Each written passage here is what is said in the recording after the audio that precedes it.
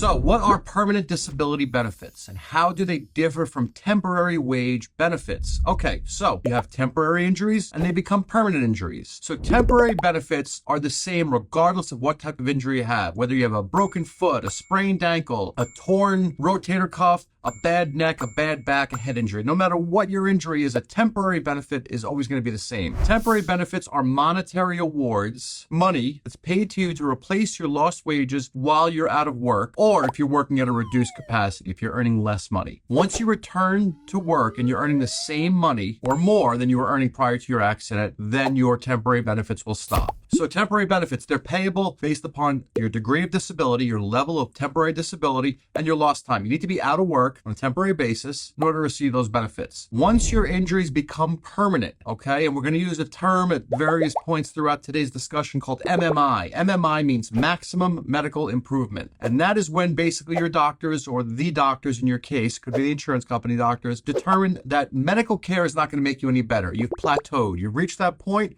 where you're not going to get any better. There's nothing else out there that's going to treat you medically and improve your condition. You've gotten as good as you're going to get. And if you have any remaining problems, your injuries now are permanent. With permanent disability awards, the most important thing you have to do first is distinguish your injuries, because the way different injuries are paid out is very different from one injury to the next. And there's basically two categories of injuries that you need to focus on here. And they're known as schedulable injuries and non-schedulable injuries. And the easiest way to think about it is a schedulable injury is an extremity: arms, hands, legs, feet, fingers, and toes. This is the schedule. This is my original schedule that I made in 1997, which I use to this day because it's still the law. This is the schedule. This is the chart of what each of those body parts is worth. It also includes things like hearing, but essentially, for all intents and purposes, it is extremities: arms, legs, hands, feet, fingers, and toes. Okay, that's category number one, schedulable injuries. Category number two are non-schedulable injuries. These are systemic injuries. These are core body injuries, I call it. Head, neck, and back. This can include stroke, heart attack, things like that. Oftentimes, if you have a wide variety of different injuries, you could be lumped into that category. That's second category of having non-schedulable injuries. If all the injuries as a whole disable you as a person, you're probably going to fall into that second category of non-schedulable injuries. Otherwise, in cases where there is an overlap, if you had an accident, if you fell down a flight of stairs and you broke your arm and you herniated a disc in your back, if you have overlapping injuries, the path that we go when it comes time to figure out permanent disability, we go down the path that's best suited for your circumstances. So if there's very little lost time and you fractured the arm, we're going to pursue a schedule because it's probably worth more money in your case. Whereas on the other hand, if you sprained your shoulder but you have a herniated disc in your back that's keeping you out of work for a long time, we might pursue the non-schedulable route, try to get you more money that way. So it really depends on which of the injuries are the most severe, and that's how generally how those types of permanent disabilities are divided. Those are the two main categories: schedulable and non-schedulable. Who qualifies for permanent disability payments? And how do you know if you qualify? When do you find out? So anybody who has a permanent disability as a result of a work-related accident could and should qualify for some sort of permanent disability award. Now, there are some circumstances where you don't get money. For instance, and this is a very big one, neck and back injuries, the non-schedulable injuries. You could have hurt your neck or your back. You could have been out of work for a few weeks, a few months, but you eventually go back to work. And even though you might have a permanent injury that requires future medical care, whether it's therapy or ongoing maintenance care or even medication, if you're back at work and you're earning the same or more money than you were earning prior to your accident, your pre-accident salary, most likely you're not going to get any money because you have no compensable lost time. You don't have a loss of wage earning capacity. With the core body injuries that we discussed earlier, the non-schedulable injuries, the judge is going to look to what's known as loss of wage earning capacity. How much has your injury diminished your ability to find gainful employment? And we could guess at that while you're out of work, and we could look at the evidence and look at the medical and talk to you about your vocational background and try to figure out how much your injury has kept you from earning gainful employment. But if you actually do go back to work, the proof is in the pudding. If you're back and you're earning full salary or more, then your injury didn't limit you from earning money because you're back earning money. So that's one of the circumstances where a person might not qualify. But generally speaking, if you have a permanent injury, depending on which category you fall in that we discussed earlier, we start discussing that when you reach the point of maximum medical improvement. And that might come from your doctor. Your doctor might evaluate you on a given day, a year or two after your accident date, and reach that conclusion. Or the insurance company might send you to see their doctor, and their doctor might come to the conclusion that you've reached maximum medical improvement. Generally speaking, it's no earlier than 1 year following the accident, and could be up to 2, 3, 4 years following the accident. But it's usually between the 1 and 2 year mark that MMI starts popping up in a case. Again, if your injuries are relatively minor, if it's a sprained pinky, your doctors might find maximum medical improvement before the 1 year mark. And if you have a horrible, severe injury that's, requires multiple surgeries, you're going to go well past the 2 year mark. But generally speaking, you're looking at that 1 to 2 year mark is when people start having assessments done for maximum medical improvement. And that's when we start discussing things like permanent disability benefits.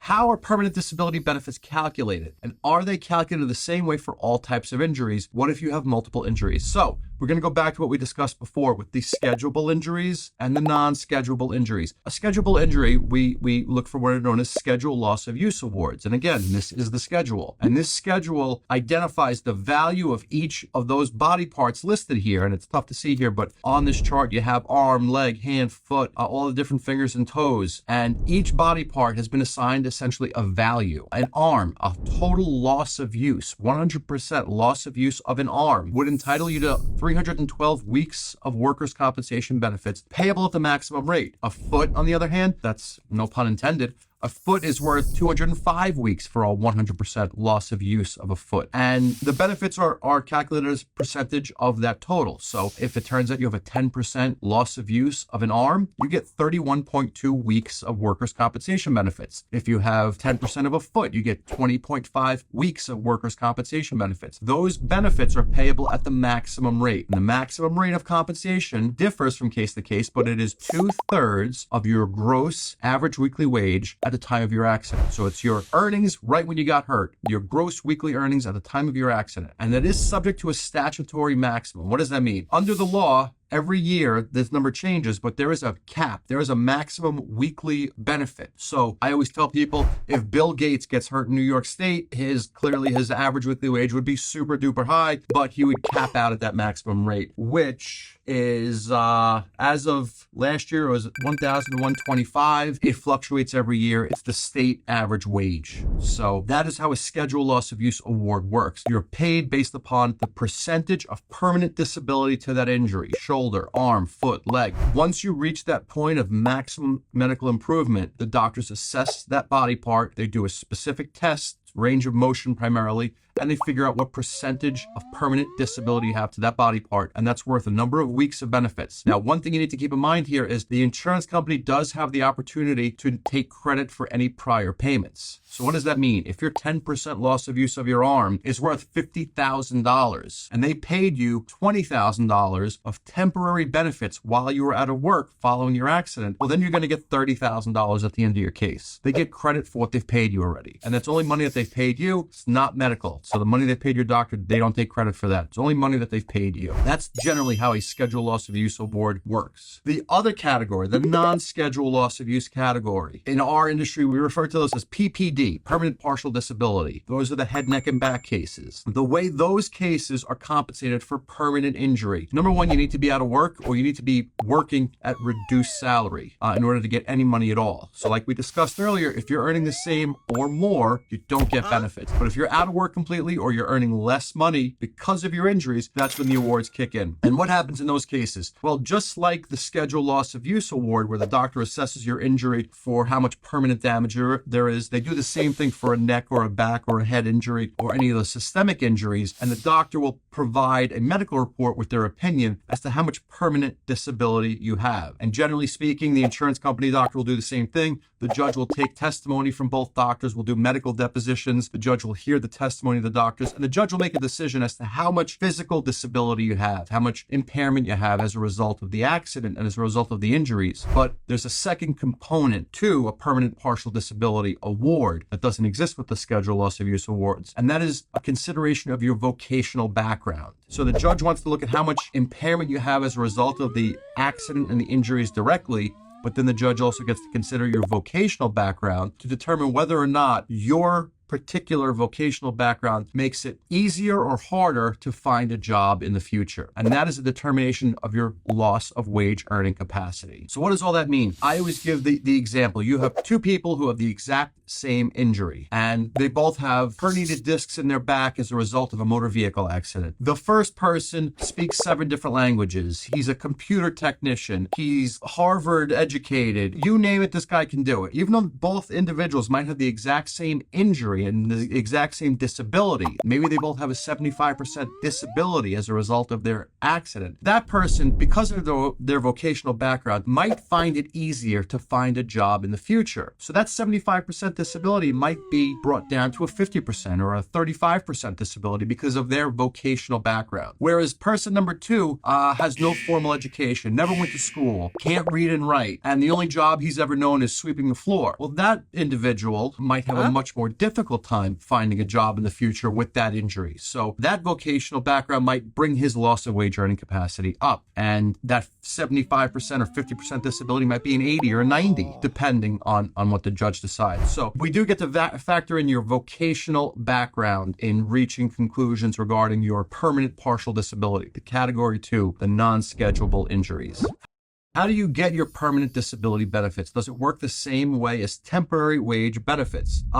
No. Very different. So temporary disability benefits are paid while you're out of work. All workers' compensation awards that are paid for lost time are weekly awards. So a judge might award you $600 a week, $500 a week, whatever it might be. But generally, they're weekly awards, but they're paid to you bi-weekly. The insurance companies save a few pennies every time by sending checks out every 2 weeks instead of every week. That's how generally temporary wage benefits are paid. Similarly, going back to the 2 categories again, scheduled loss of use awards are generally paid as one lump sum. 99.9% of the time they're paid in one lump sum. Permanent partial disability awards, and that's the non-schedule, generally are paid out over time, and they're bi-weekly checks, very similar to temporary wage benefits. So like we discussed earlier, that back case where the judge has determined that a person has a permanent partial disability and has evaluated their permanent disability and their loss of wage earning capacity and their vocational background, and they reach a conclusion. Each level of determination, we call it the cap, okay? And depending on what the judge classifies you as having in terms of a loss of wage earning capacity, that tells us how many weeks of benefits you get. So for instance, if you have a 75% disability, you're capped out at 400 weeks of benefits. That's 7.69 years. A 50% permanent partial disability, a 50% LWEC, loss of wage earning capacity, gets you 300 weeks of benefits. That's about 5 3/4 years of ongoing awards. Those awards are payable over time, but what you can sometimes do, and it really depends on the circumstances of your case, it depends on who your insurance company is, sometimes we can work what's known as a Section 32, and this is going back to some of those other discussions we've had in the past. You could try to take that lump sum, you could try to take that schedule of awards, that 300 weeks that they owe you, and work out a settlement and say, hey, give me X amount of dollars. It's usually a